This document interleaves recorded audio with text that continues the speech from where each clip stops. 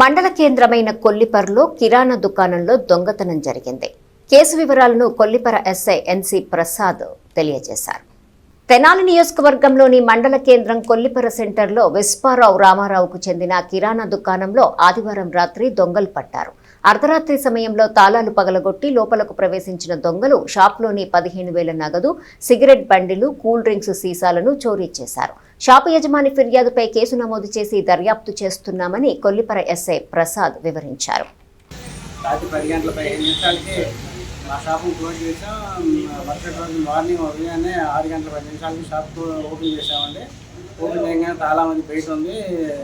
ఇలా చూస్తే లోపలికి చూస్తే అన్ని గల్లాలు తిట్టి అన్నీ కూడా గందరగోళంగా ఉండి చూస్తే డబ్బులు, సిగరెట్ పెట్లు ఎత్తుకెళ్ళారండి. డబ్బులు 15,000 రూపాయలు దాకా ఉండి, సిగరెట్ కూడా 15,000 రూపాయలు ఉంది. దాంట్లో ఒక సెల్ ఫోన్ కూడా ఉందండి.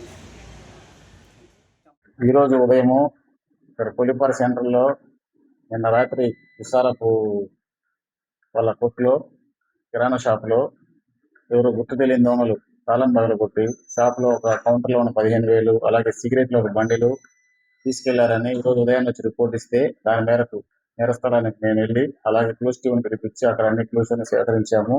అలాగే సీసీ ఫుటేజ్ చూస్తున్నాము. త్వరలోనే ముద్దాయిని పట్టుకొని అరెస్ట్ చేస్తాము.